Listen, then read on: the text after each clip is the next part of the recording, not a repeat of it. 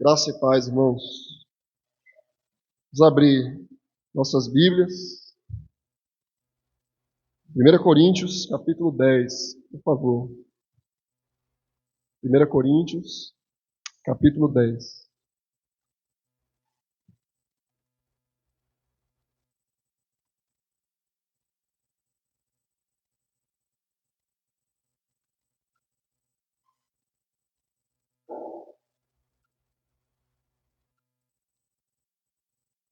A partir do verso 14. 1 Coríntios, capítulo 10, verso 14.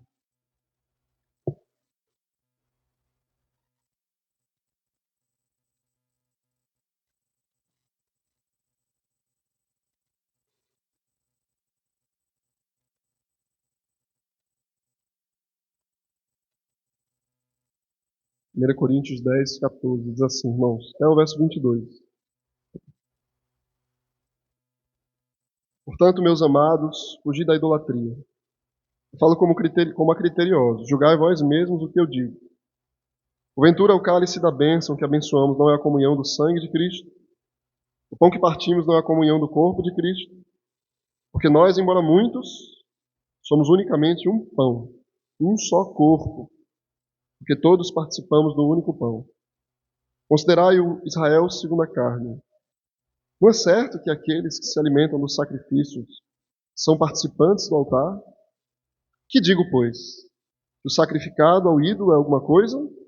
Ou que o próprio ídolo tem algum valor? Antes digo que as coisas que eles sacrificam é a demônios que sacrificam e não a Deus. E eu não quero que vos torneis associados aos demônios. Não podeis beber o cálice do Senhor e o cálice dos demônios. Não podeis ser participantes da mesa do Senhor e da mesa dos demônios. Ou provocaremos zelos no Senhor? Somos acaso mais fortes do que Ele? E aí, irmãos, vamos orar. Deus maravilhoso, tem misericórdia, Deus, de nós, os pecadores. Nós somos falhos, Deus, cheio de problemas, dentro e fora de nós. E precisamos do Teu socorro, Deus, da Tua luz, especialmente agora, Senhor, que a gente está Te cultuando, fazendo a coisa mais importante da nossa vida, junto do Teu povo, a cantar louvores publicamente ao Senhor e receber a Tua lei, o Teu Evangelho.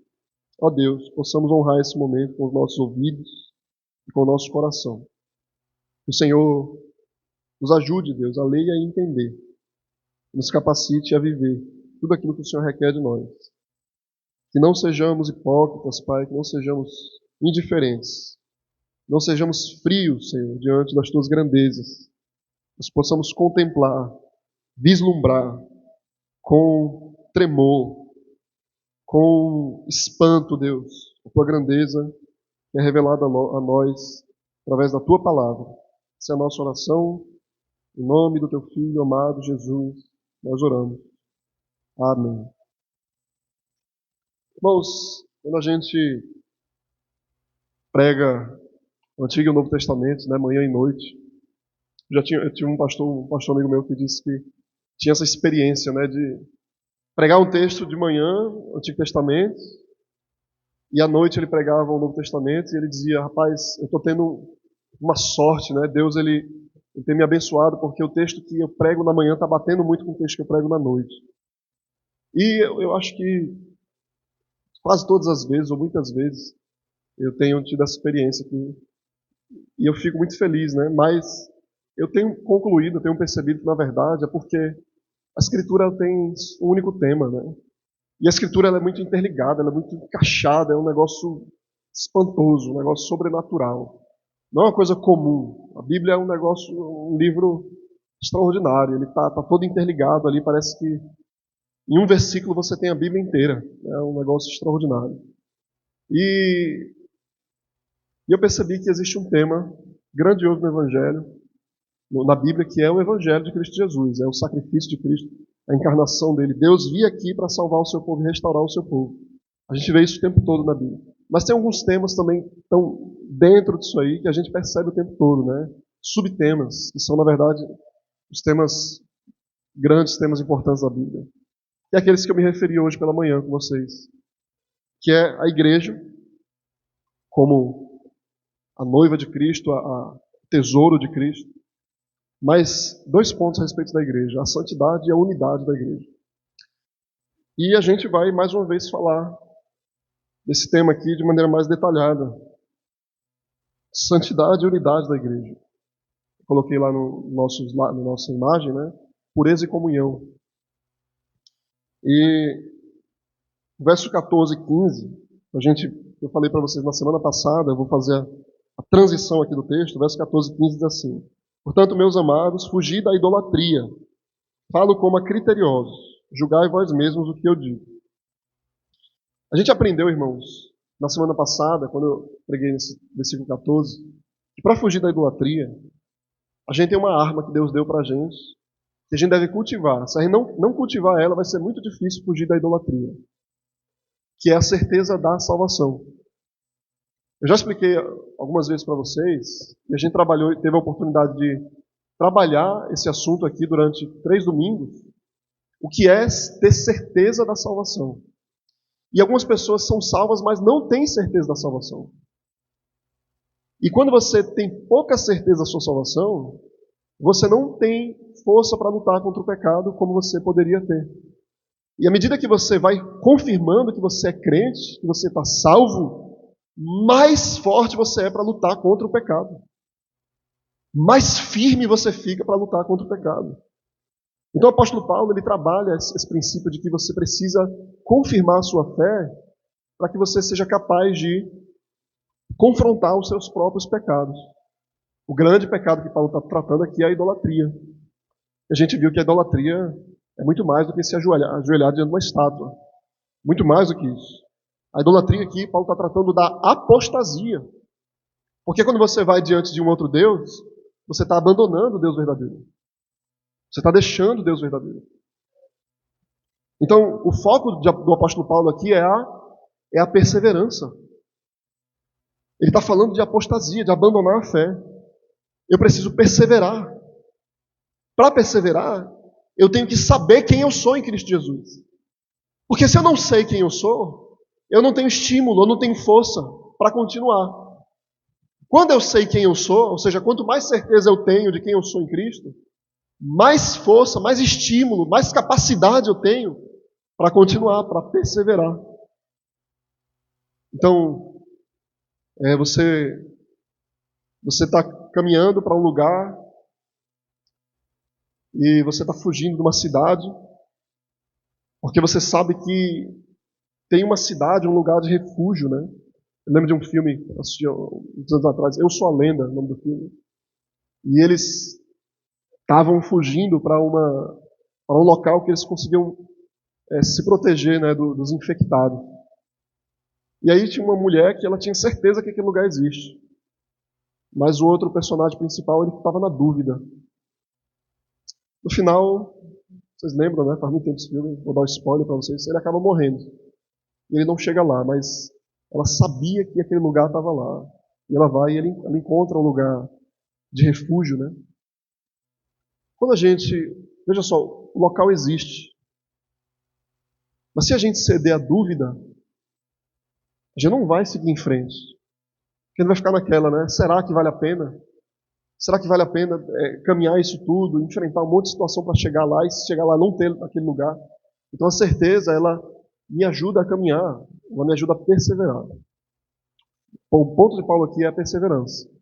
Então ele está tratando da idolatria exatamente nesses termos, porque ele está dizendo assim, idolatria é abandonar a Deus. Ou seja, idolatria é apostasia. Você está abandonando o caminho.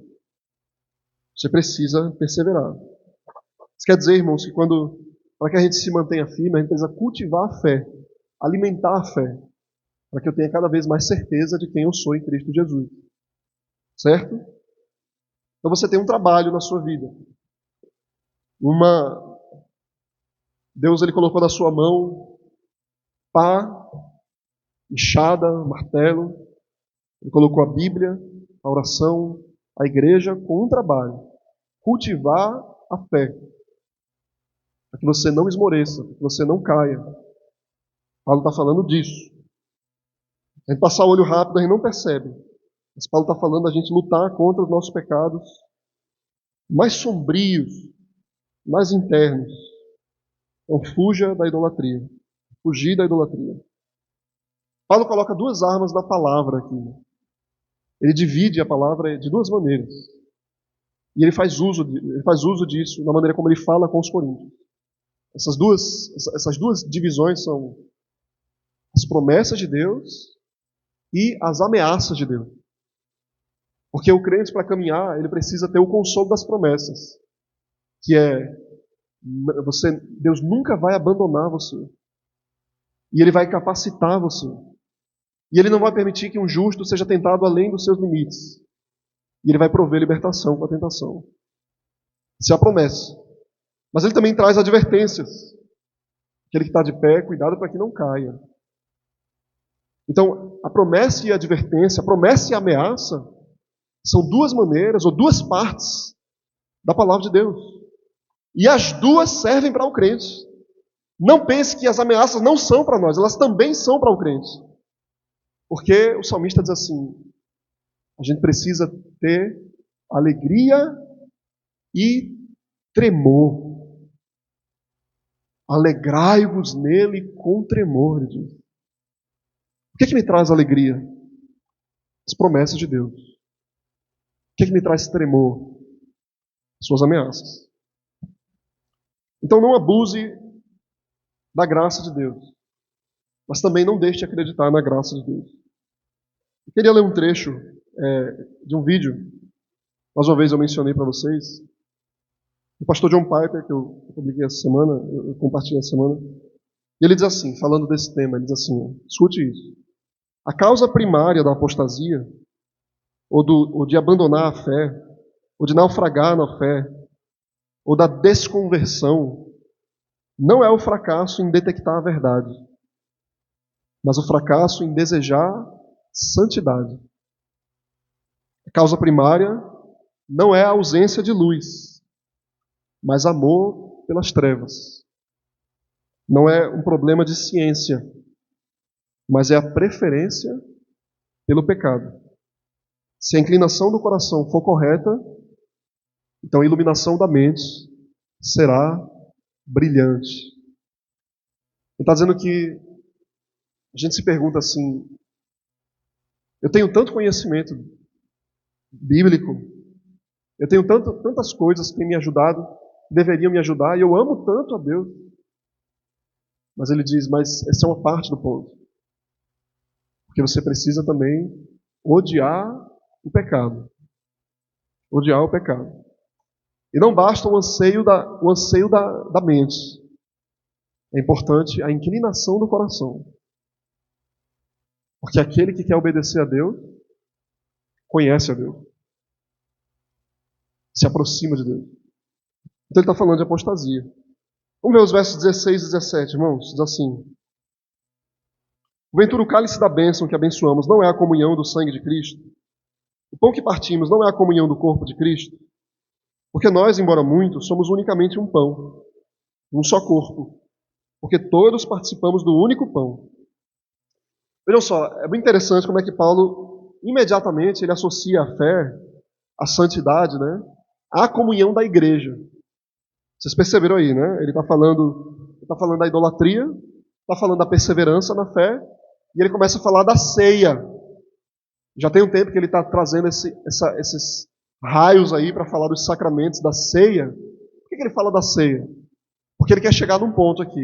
Primeiro, ele está falando da mesa dos demônios. Ele está falando porque os coríntios estavam caindo na tentação de comer comida em templos pagãos. Então, Paulo estava reprovando isso neles. Mas não só isso. Ele está dizendo que a mesa é um lugar de associação. A mesa é um lugar de comunhão. Então ele faz um paralelo entre a mesa dos demônios e a mesa de Cristo. Ele está dizendo, você deve se assentar na mesa de Cristo e não sentar na mesa dos demônios. Qual é a implicação de você se assentar numa mesa? Porque você comunga, participa e assimila. Isso acontece tanto na mesa de Cristo quanto na mesa dos demônios.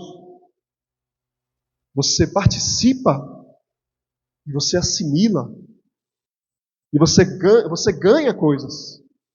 Você desfruta de coisas. Porque o demônio também tem coisa a oferecer. E então ele diz, coisas acontecem na sua vida. Quando você senta na mesa de Cristo, quando você senta na mesa dos demônios. Então a ceia, irmãos, ela é um lugar vinculante, é um lugar de participação e assimilação, é um lugar de intimidade. Coisas acontecem quando você senta na mesa. A ceia revela a unidade do corpo de Cristo e a ceia implica em comunhão e perseverança. Porque a ceia, ela explica se a minha fé está bem e ela, ao mesmo tempo que alimenta a minha fé. Porque quando uma pessoa está mal da fé, ela é afastada da ceia. Correto? Então, a ceia, ela representa, ela manifesta a saúde da minha fé. Lembre, irmãos, que Paulo está exortando os coríntios a não comer comida sacrificada aos ídolos nos templos pagãos. Então, não participar da comunhão de festas idólatras. É disso que ele está falando. Então ele mostra como é que a ceia, como é que o texto diz, ele fala, a ceia que abençoamos. O que significa isso? Verso 16. É a ceia que é separada, ela é tirada do uso comum. Nós bendizemos, abençoamos. A ceia que é santa, ele diz, é a comunhão do corpo de Cristo. O cálice é a comunhão do seu sangue. Vocês estão entendendo o que ele está dizendo? Ele está falando que você participa, você se une ao corpo e o sangue de Cristo. O que é o corpo e o sangue de Cristo? Por que ele não fala Cristo? Você comunga com Cristo. Por que ele fala corpo e sangue? Por que corpo e sangue? Porque ele está falando da obra. Ele está dizendo que você se associa não apenas à pessoa de Cristo, mas à morte de Cristo. Quando você participa da ceia, você está abraçando os sofrimentos de Cristo, a mortificação de Cristo. Você está indo para o túmulo com Ele. Tá? Isso é a Santa Ceia. E a morte também implica em ressurreição. Então isso quer dizer, irmãos, que quando você participa da ceia, a gente participa da obra de Cristo. A gente se une de uma forma mística, uma coisa que a nossa mente não compreende, mas que nós queremos que Cristo está presente de um modo diferente na Santa Ceia. E o tema de hoje não é a ceia. No capítulo 11 a gente vai falar da ceia. Mas ele está falando de perseverança, fé, comunhão. Jesus, então, ele se faz presente na ceia e nós recebemos coisas de Jesus. Ele partilha coisas com o seu povo. Ele compartilha bênçãos. Por isso que a ceia, na teologia, ela se chama de meio de graça. Né? Os sacramentos são meio de graça. São pontes. Deus usa a ceia para alimentar a nossa fé. Se você despreza a ceia, se você não participa da ceia com convicção, com fé, com reverência, você prejudica esse momento, a sua própria alma, porque a ceia é a comunhão do corpo de Cristo. Ele partilha coisas com você. Então, o puritano diz assim, os cristãos, por meio dessa ordenança e da fé que é nela professada, estavam unidos como os grãos de trigo em um único pão, ou como os membros no corpo humano, vendo que estavam todos unidos a Cristo e tinham comunhão com Ele e uns com os outros. É muito interessante, irmãos, que Paulo ele se importa aqui com a unidade dos irmãos dentro desse texto, em que ele está falando de idolatria. E aí Paulo imediatamente ele passa a falar de comunhão, porque à primeira vista não era disso que Paulo estava falando, mas é exatamente do que ele está falando. Ele está falando de idolatria e ele está falando de amor ao próximo. Vocês lembram? Aí quando Paulo fala de comunhão com os irmãos e ceia e unidade, o que Paulo está falando? Se ele está falando fuja da idolatria, de repente ele começa a falar da ceia. A gente deve lembrar que quando Paulo começou a falar dos ídolos, imediatamente ele falou do amor aos irmãos. Volte aí, 1 Coríntios capítulo 8, que é exatamente o momento que ele passa a falar da idolatria. Exatamente o primeiro versículo, como é que ele começa? Capítulo 8, verso 1. No que se refere às coisas sacrificadas aos ídolos, reconhecemos que todos somos senhores do o saber ensoberbece, mas o amor edifica. Então, assim que ele começa esse assunto, no capítulo 8, ele já engata aí, ele já une aí o tema do amor. E ele começa a tratar da idolatria como aquilo que destrói a comunhão da igreja. Porque o idólatra, ele se ensoberbece. Aí ele trata de dois tipos de idólatras. Aquele idólatra da consciência forte e o da consciência fraca. Porque no final, todo aquele que se afasta do Senhor, se afasta do seu povo, é idólatra. Porque o conhecimento ensoberbece, mas o amor edifica. Então não deve ser estranho para a gente ouvir Paulo, de repente, falando de idolatria, da mesa dos ídolos, começar a falar da ceia, faz todo sentido do mundo. Paulo, na verdade, ele continua o raciocínio que ele começou desde o início, irmãos. Uma das implicações que Paulo trabalha aqui, está inferido no texto, é que a idolatria quebra a unidade da igreja. É disso que Paulo está falando. A apostasia, que é a falta de fé, o abandono da fé, leva à falta da santidade e divide a igreja. Então, a gente viu no capítulo 11, ou melhor, a gente vai ver no capítulo 11, né? Como é que Paulo repreende os coríntios no contexto da ceia. Veja lá, vira aí, capítulo 10, vira aí o capítulo 11, verso 17 a 20, por favor, irmãos. Veja capítulo 11, verso 17. O que diz? Nisto, porém, que vos escrevo, não vos louvo, porquanto vos ajuntais não para melhor, e sim para pior. Porque antes de tudo, estou informado a haver divisões entre vós quando vos reunis na igreja. Eu em parte creio, porque até mesmo importa que haja partida entre vós, para que também os aprovados se tornem conhecidos em vosso meio. Quando, pois, vos reunis no mesmo lugar, não é a ceia do Senhor que comeis. Aí Paulo diz assim, o que é isso que vocês estão fazendo aí? Isso aí não é a ceia, não. Vocês não esperam uns pelos outros. Vocês vão lá para beber. Tinha gente que estava se embriagando. Inclusive é uma prova de que na ceia tem que colocar vinho e não suco de uva, né? Tinha gente que estava comendo e enchendo o bucho. E tinha gente que chegava depois. Era um negócio muito estranho que estava acontecendo nos Coríntios. Mas a ceia se tornou uma representação da divisão da igreja. Porque a ceia, ela é a imagem da unidade da igreja. Então a ceia deve manifestar a unidade da igreja. Essa unidade, irmãos, ela é solidária. Ou seja, a gente está unido de tal modo que um depende do outro. Ninguém vive para si. Ninguém pode viver para si. Ninguém consegue viver para si. Todos pertencem a Cristo e pertencemos uns aos outros. Que verdade difícil. Né? Então Paulo, ele usa o exemplo de Israel.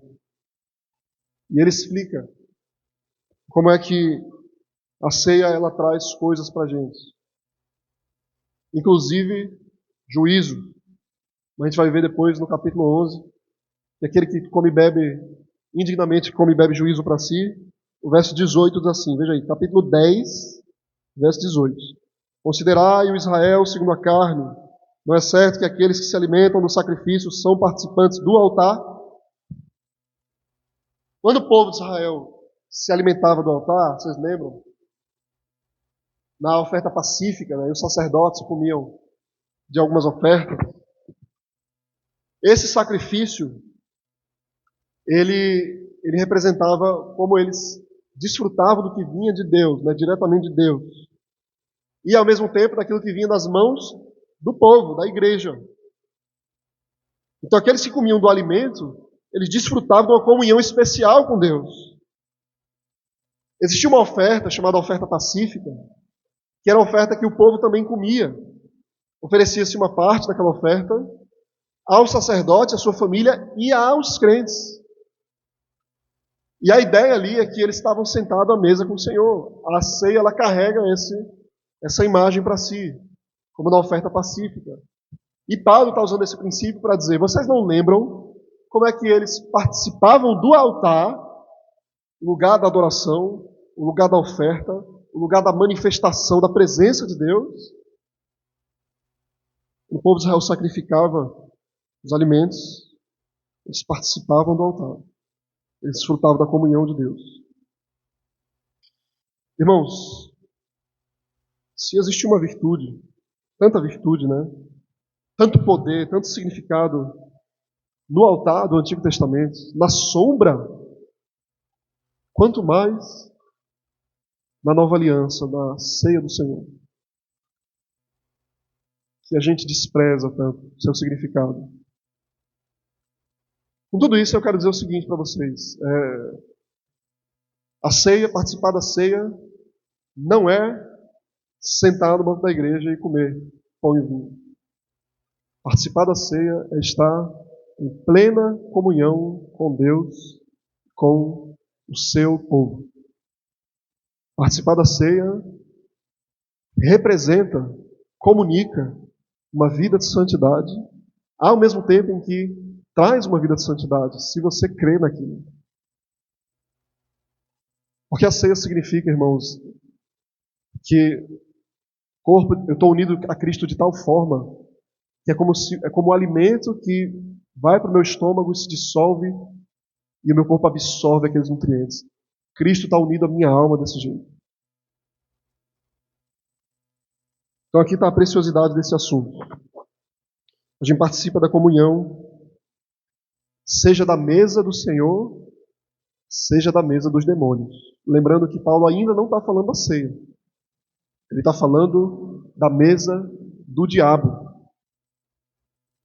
João Calvino, ele resume assim, ele diz assim, se os sacrifícios oferecidos a Deus santificam seus adoradores, do outro lado, os sacrifícios oferecidos aos ídolos trazem impureza. Pois é Deus e unicamente Ele que santifica. Portanto, todos os demais deuses trazem impureza. Além disso, se os crentes são introduzidos através desses mistérios, né, da ceia do Senhor, dos meios de graça, à união com Deus, então os incrédulos também são admitidos, através das suas práticas supersticiosas, à comunhão com os ídolos.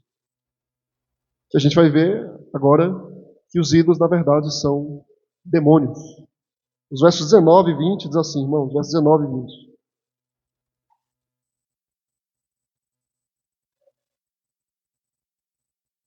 Que digo, pois, que o sacrificado ao ídolo é alguma coisa, ou que o próprio ídolo tem algum valor? Antes digo que as coisas que eles sacrificam é a demônios que as sacrificam e não a Deus.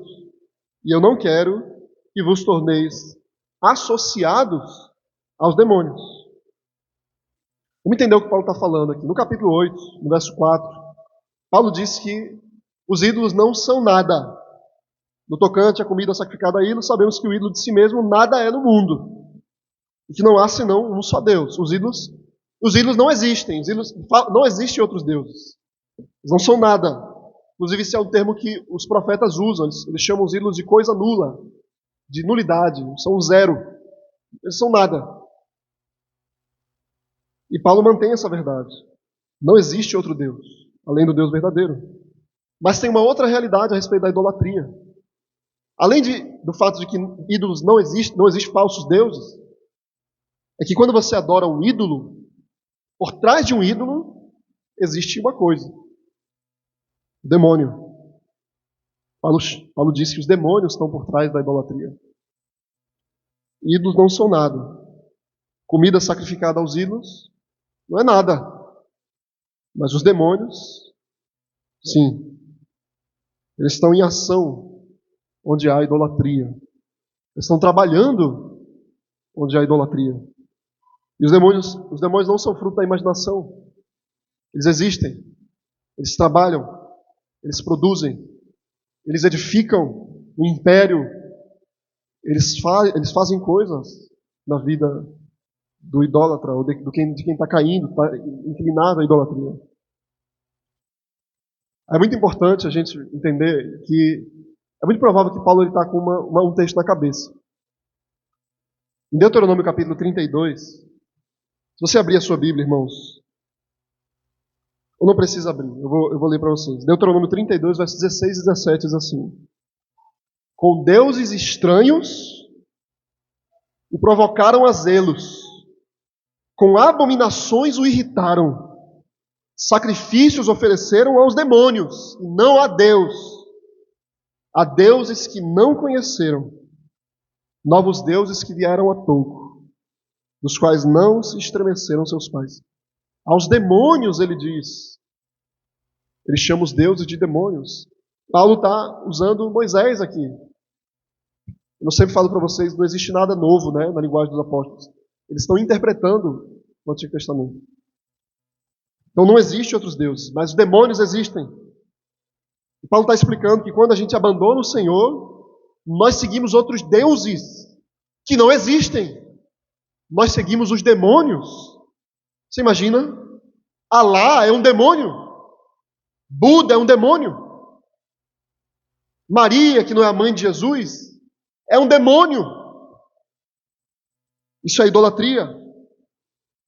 E acontece algo profundo, que eu vou ficar repetindo até o final do sermão. Quando você adora algo, acontece uma participação. Você assimila, você está sendo moldado. Se os crentes comem nos templos dos ídolos, estão participando do que os demônios têm para oferecer. Eles estão se expondo aos poderes demoníacos, às influências do demônio, do diabo sobre a sua vida, que é o que Paulo chama de idolatria. Os crentes não podem ter comunhão com os demônios e sair ileso. Algo vai acontecer. A gente precisa fugir dessa influência demoníaca, irmão. A gente precisa deixar de comungar com aquilo que ofende a Deus, que tenta tirar a glória dele. Isso é idolatria. Deixar de seguir falsos deuses. E só depois da gente dizer adeus a tudo que é profano, que é idólatra, aí Cristo nos admite o seu corpo, a sua comunhão. Que aquele que deseja tomar posse disso deve também renunciar aos ídolos. Paulo está aqui, irmãos, falando de práticas religiosas, né? Ele está falando de seitas, ele está falando de falsas religiões.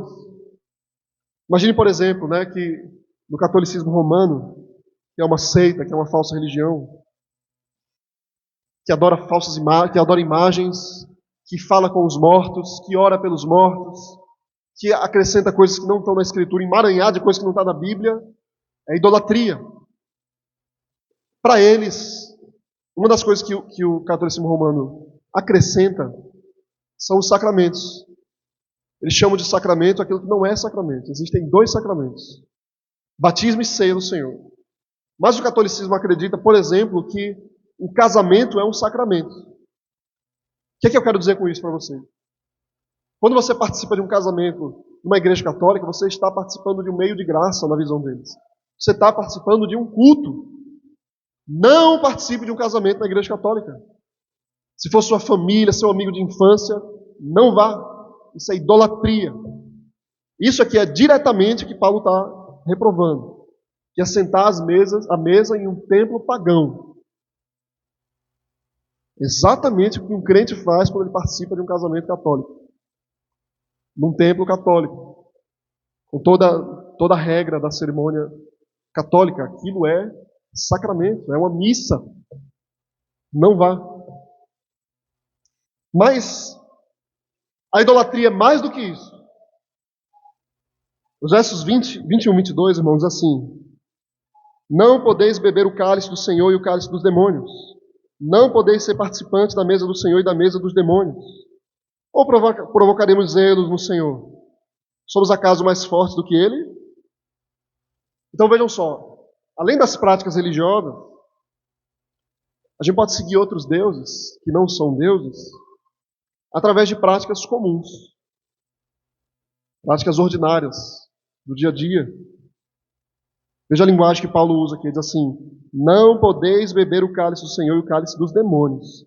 Não podeis ser participando da mesa do Senhor e da mesa dos demônios. Quando Paulo fala assim, você não pode participar dessa mesa e daquela, adorar esse Deus e aquele. Isso lembra o quê na cabeça de vocês? O que vocês lembram? Quem é que fala disso aqui? Nosso Senhor Jesus. Mateus capítulo 6, verso 24, ele diz: ninguém pode servir a dois senhores, porque ou há de aborrecer-se de um e amar o outro, ou se devotará a um e desprezará o outro. Aí Jesus diz assim: não podeis servir a Deus e às riquezas. Paulo está falando em termos estritamente religiosos, né? Ele está falando de entrar no ídolo, literalmente um templo da deusa Artemis, da deusa Diana, e adorar e participar da festa daquele templo. Mas Jesus está falando de riqueza. Ou seja, ele está falando de tudo que eu possuo, tudo aquilo que eu conquisto nessa vida. Isso é a riqueza. Você não precisa ir num culto pagão para cair na idolatria. Basta que você coloque qualquer coisa acima de Deus. Que você se preocupe mais do que qualquer coisa, do que com a sua alma, do que com a sua salvação. O amor ao dinheiro é esse exemplo mais claro no Novo Testamento. E esse foi o assunto que Jesus mais tratou, foi dinheiro. Não como o Bispo Macedo, né? O contrário dele. Foi o assunto que ele mais tratou. O amor ao dinheiro. Agora vamos aplicar isso na teologia da participação. O que significa isso? Como é que eu sofro os efeitos de sentar numa mesa dessa? A mesa do ídolo comum, o ídolo do dia a dia. Como é que eu sofro os problemas de colocar o meu dinheiro ou o meu trabalho, ou a minha família, ou qualquer coisa desse mundo acima de Deus? Será que você tem provado isso? Você tem sofrido os efeitos de colocar alguma coisa acima de Deus na sua vida? Porque é isso que a gente está aprendendo aqui. A gente senta na mesa da idolatria, a gente sofre os efeitos disso, assim como na ceia do Senhor. Quantas vezes você coloca como prioridade tantas coisas além das coisas de Deus? É muito simples, irmãos. Qual é a prioridade da sua santidade, da Bíblia, da oração, do culto? Agora coloque lado a lado com o seu trabalho. Trabalho, menino. Faltar o trabalho. Então, aquele ídolo, aquele balinho, aquele ídolo pequeno que cabe no bolso, ele não cai no bolso no dia certo. Então eu não posso deixar de trabalhar, mas eu posso deixar de cultuar o Senhor. Ah, mas eu tenho um emaranhado de coisas para estudar, porque eu tenho prova para a escola. Aí eu não estudei a semana toda, eu vou estudar no domingo e eu tenho um concurso, eu tenho que estudar muito. Mas eu não leio a Bíblia direito. Deus do céu, como é que pode um negócio desse? Isso é inaceitável, é um negócio inaceitável. Não dá para compreender. Irmãos, eu estou falando indignado, eu sou um miserável pecador. Por que a gente faz isso, gente? Como é que a gente deixa? Sabe por quê? Porque a gente é supersticioso, materialista. A gente trabalha com o que a gente vê. Então, se eu não vejo o dinheiro, né? Se eu não vejo o resultado daquilo que eu faço, então eu não fico feliz. Porque nós não cremos. Por isso que a gente cai nisso, porque a gente não acredita nos efeitos da comunhão com Deus. Então a gente é fraco na oração, mas a gente é forte na lábia. A gente é fraco na leitura bíblica, mas a gente é forte para estudar para um concurso e conseguir conquistar um. A gente é fraco para cuidar do corpo, forte para cuidar do corpo e fraco para cuidar da alma. Isso é idolatria. Isso é idolatria. Não percebe, irmãos? Como é que a gente é idólatra no dia a dia? A gente faz como Raquel, que levou aquele ídolo escondido. É muito provável que Josué, ele também seja uma referência para Paulo aqui. Quando Paulo diz assim, ou você senta nessa mesa ou senta em outra. Isso lembra as palavras de Josué. Josué, em Josué 24, ele traz uma exortação ao povo de Israel. Veja a linguagem dele. Versos 14 a 18. Ele diz assim, agora, pois, temei ao Senhor e serviu com integridade e com fidelidade. Deitai fora os deuses aos quais serviram vossos pais e servi ao Senhor. Mas se vos parece mal servir a Deus, se está difícil, se é pesado, se é chato, então escolha hoje a quem você vai servir. Se aos deuses a quem serviram vossos pais, ou aos deuses dos amorreus, em cuja terra habitais, eu e a minha casa serviremos ao Senhor. Então respondeu o povo e disse assim para Josué, longe de nós abandonarmos o Senhor para servirmos outros deuses. Porque o Senhor é o nosso Deus. É Ele que nos fez subir, a nós, os nossos pais, na terra do Egito, da casa da servidão, quem fez esses grandes sinais diante dos nossos olhos, nos guardou por todo o caminho em que a gente andou. O Senhor expulsou de diante de nós todos os agentes. Eles começam a descrever tudo que Deus fez por eles. Estão certos? Corretíssimo, é isso aí. Quando você se tornou crente um dia, você também disse isso. Foi colocado diante de você dois caminhos. E você disse, longe de mim abandonar o Senhor. Amar mais as riquezas do que a Deus. Foi Deus que me deu as riquezas. Como é que eu vou fazer um negócio desse com meu Deus? E hoje, você trocou o Senhor. Você troca o Senhor. O tempo todo. Você tem fervor em fazer tanta coisa. Mas a igreja é um fardo, a Bíblia é um fardo, a oração é um fardo. Israel fez isso. Eles foram sendo absorvidos pelos cananeus, pela idolatria. Então, Paulo diz assim, provocaremos zelos no Senhor? A gente vai provocar o Senhor? Da onde Paulo tirou isso, irmãos? Mais uma vez, Deuteronômio 32. Agora os versos 18 a 21. Deus assim, olvidaste a rocha que te gerou. Te esqueceste do Deus que te deu o teu ser. Viu isso o Senhor e os desprezou por causa da provocação dos seus filhos, das suas filhas. Ele disse, esconderei deles o rosto. Verei qual será o seu fim. A zelos me provocaram com aquilo que não é Deus. Com seus ídolos me provocaram a ira, porque eu os provocarei a zelos com aquele que não é povo. Com louca nação despertarei a ira. Talvez você, meu irmão, minha irmã, talvez você esteja sofrendo os efeitos de se assentar na mesa do ídolo, do amor a esse mundo. Talvez você não seja crente, você esteja provando como o diabo, ele quer tragar a sua alma.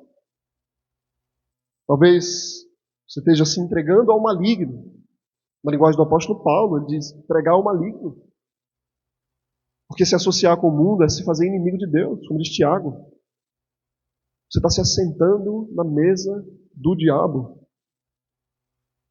Você tem ouvido os sacerdotes desse mundo, os mestres desse mundo, os que formam os pensamentos desse mundo, mais do que a pregação da palavra.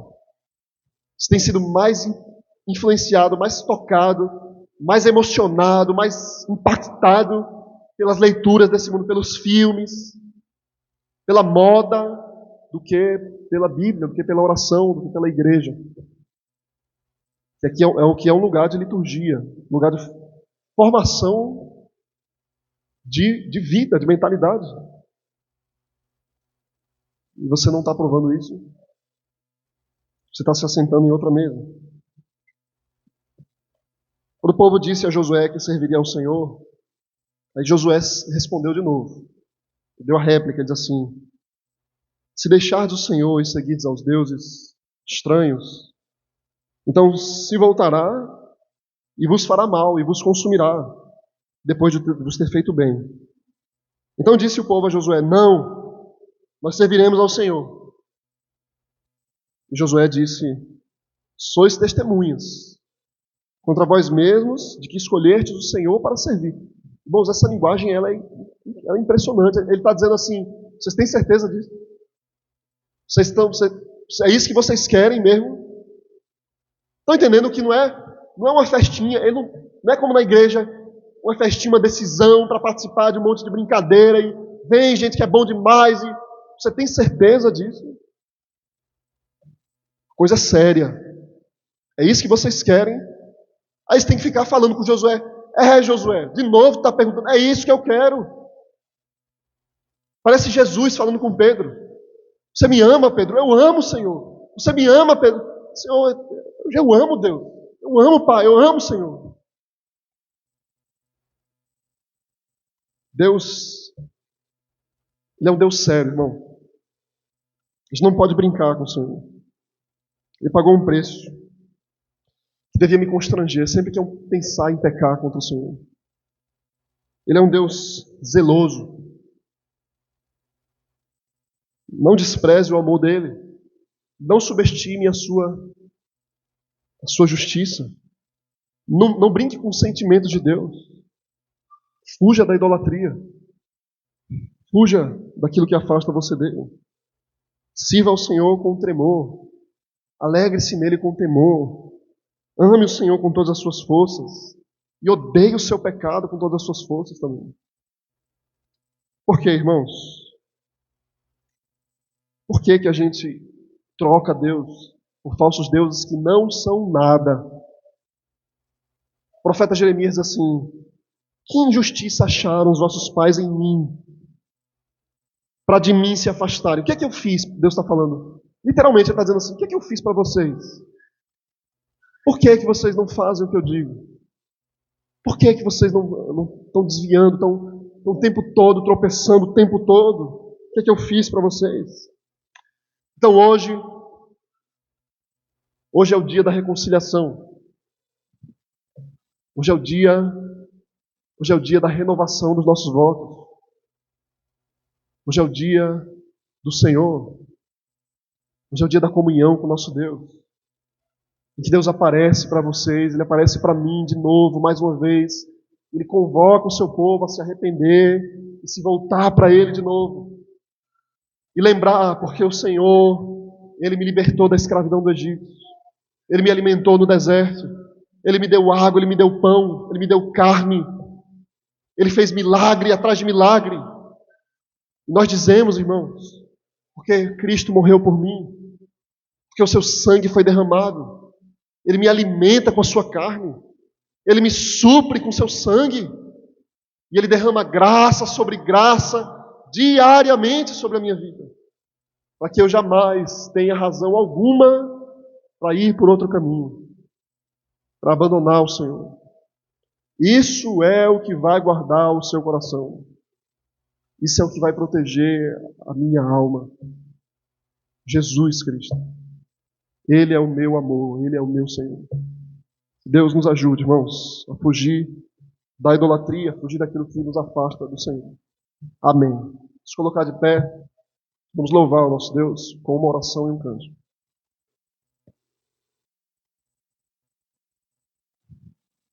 Santo Deus, Todo-Poderoso Pai, suplicamos, Senhor, que o Senhor nos ajude a viver essas coisas, que não entre por um ouvido e saia pelo outro, que a gente não ignore, Senhor, as tuas advertências, não faça pouco caso das tuas promessas, Senhor. Ó Deus, nos ajuda, Pai, a te amar acima de tudo.